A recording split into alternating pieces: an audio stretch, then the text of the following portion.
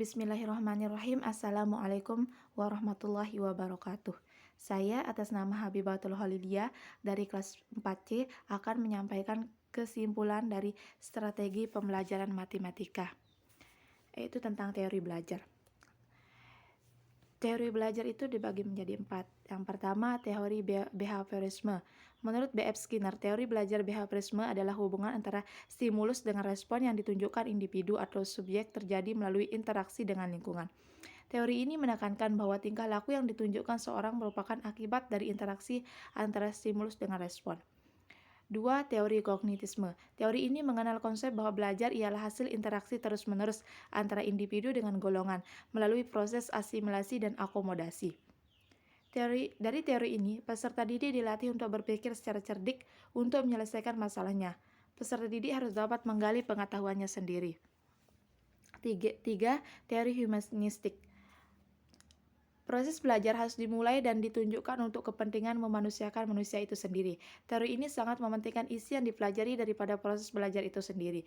Teori ini bersifat sangat elektrik, yaitu memanfaatkan dan merangkumkan berbagai teori belajar.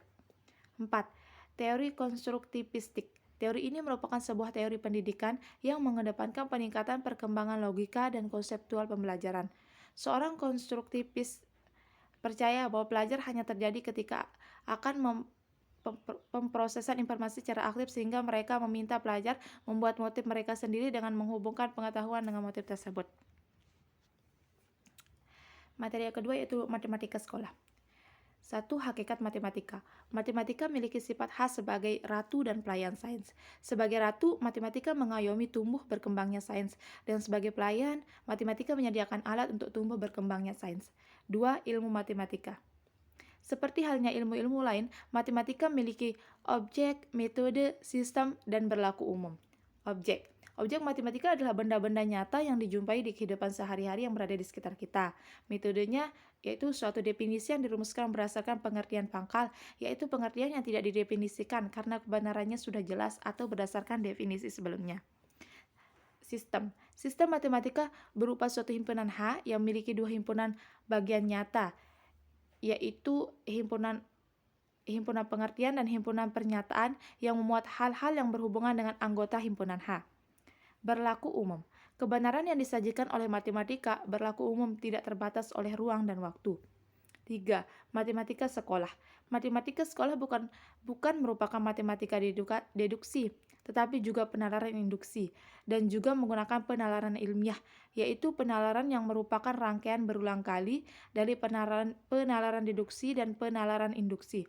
Bahkan eksperimen dan intuisi ikut berperan. Objek langsung pembelajaran matematika sekolah adalah fakta, konsep, prinsip, dan keterampilan. Materi yang ketiga yaitu Realistic Mathematics Education atau RME. Tinjauan tentang metode pembelajaran Realistic Mathematics Education atau RME. 1. Pengertian Realistic Mathematics Education. Realistic Mathematics Education atau RME merupakan pendekatan dalam pendidikan matematika. RME menempatkan realitas dan pengalaman nyata siswa dalam kehidupan sehari-hari sebagai titik awal pembelajaran serta menjadikan matematika sebagai aktivitas siswa. Siswa diajak berpikir cara menyelesaikan masalah yang pernah dialami. 2. Karakteristik RME. Menurut Tripes, metode pembelajaran Realistic Mathematics Education memiliki 5 karakteristik, yaitu A. Penggunaan konteks. Konteks atau permasalahan realistik digunakan sebagai titik awal pembelajaran matematika. B. Penggunaan model untuk matematisasi progresif. Dalam RME, istilah model berkaitan dengan model matematika yang dibangun sendiri oleh siswa dalam mengaktualisasikan masalah konseptual ke dalam bahasa matematika. C. Pemanfaatan hasil konstruksi siswa. Maka dalam RME, siswa ditempatkan sebagai subjek belajar. D. Interaktivitas. Proses belajar seorang bukan hanya suatu proses individu, melainkan juga secara kebersamaan merupakan suatu proses sosial. E. Keterkaitan. Konsep-konsep dalam matematika tidak bersifat parsial, namun banyak konsep matematika yang memiliki keterkaitan. 3. Prinsip-prinsip RME. Menurut Grapemager, ada 3 prinsip dalam RME, yaitu 1. derivation atau progressive mathematizing atau penemuan kembali terbimbing atau pematematikaan progresif. 2. Didactical phenomenology atau fenomena pembelajaran. 3. Self-developed models atau model-model dibangun sendiri. 4. Kelebihan dan kerumitan RME. Beberapa kelebihan metode RME antara lain sebagai berikut. A. RME memberikan pengertian yang jelas dan operasional kepada siswa tentang keterkaitan antara matematika dengan kehidupan sehari-hari. B. RME memberikan pengertian yang jelas dan operasional kepada siswa bahwa matematika adalah suatu bidang kajian yang dikonstruksi dan dikembangkan sendiri oleh siswa. C. RME memberikan pengertian yang jelas dan operasional kepada siswa bahwa cara penyelesaian suatu soal antara masalah tidak harus tunggal dan tidak harus sama antara satu dengan yang lainnya. D. RME memberikan pengertian yang jelas dan operasional kepada siswa bahwa dalam mempelajari matematik, proses pembelajaran merupakan suatu yang utama. Selain memiliki kelebihan, RME juga memiliki beberapa kerumitan. Di antaranya adalah 1. Upaya mengimplementasikan RME membutuhkan perubahan pandangan yang sangat mendasar mengenai berbagai hal yang tidak mudah untuk dipraktikkan. 2.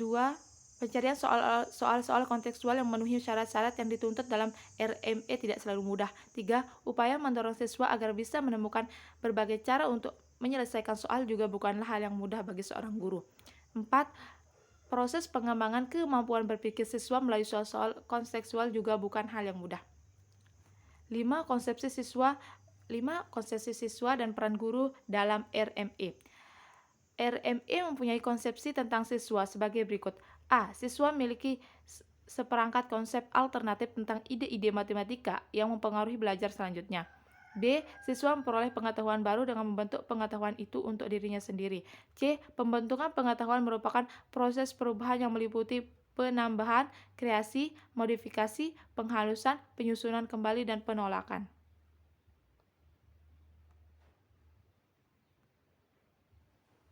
D. Pengetahuan baru yang dibangun oleh siswa untuk dirinya sendiri berasal dari seperangkat ragam pengalaman. E. Setiap siswa tanpa memandang ras, budaya, dan jenis kelamin mampu memahami dan mengerjakan matematika. Dan peran guru dalam RME dirumuskan sebagai berikut. 1. Guru hanya sebagai fasilitator saja. 2. Guru harus mampu membangun pengajaran yang interaktif. 3. Guru harus mampu memberikan kesempatan kepada siswa untuk secara aktif menyumbang pada proses belajar dirinya dan secara aktif membantu siswa dalam menafsirkan persoalan real. 4. Guru tidak terpancang pada materi yang termaktub dalam kurikulum, melainkan aktif mengaitkan kurikulum dengan dunia real baik fisik maupun sosial. Tinjauan tentang hasil belajar. 1. Pengertian hasil belajar. Hasil belajar adalah perubahan yang mengakibatkan manusia berubah dalam sikap dan tingkah lakunya. Hasil belajar dapat diamati dan diukur dengan penilaian. Penilaian hasil belajar adalah kegiatan yang bertujuan untuk mengetahui sejauh mana proses belajar dan pembelajaran telah berjalan secara efektif. 2. Faktor-faktor yang mempengaruhi hasil belajar.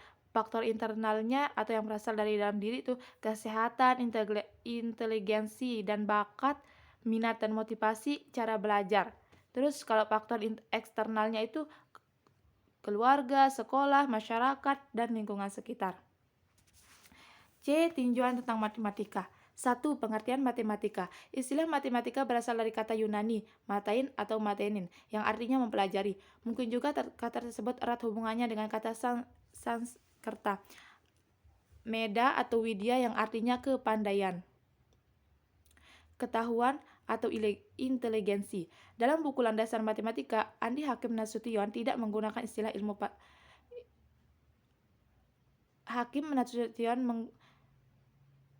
tidak menggunakan ilmu pasti dalam menyebutkan istilah ini. 2. Karakteristik matematika. Beberapa karakteristik matematika adalah sebagai berikut. A. Memiliki objek kajian abstrak. B. Bertumpu pada kesepakatan.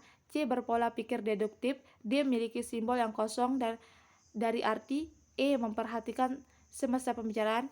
F. Konsisten dalam sistemnya. Penerapan metode pembelajaran RME dalam meningkatkan hasil belajar. Perangkat pembelajaran yang dikembangkan dalam RME harus mencerminkan prinsip-prinsip RME dan juga mengandung 5 karakteristik dalam penerapannya di dalam kelas. Yang berlaku langkah-langkah pembelajarannya itu 1. Memahami masalah konseptual, 2. Menyelesaikan masalah, 3. Membandingkan jawaban, dan 4. Menyimpulkan. Sekian penyampaian dari saya, kurang lebihnya saya mohon maaf. Wassalamualaikum warahmatullahi wabarakatuh.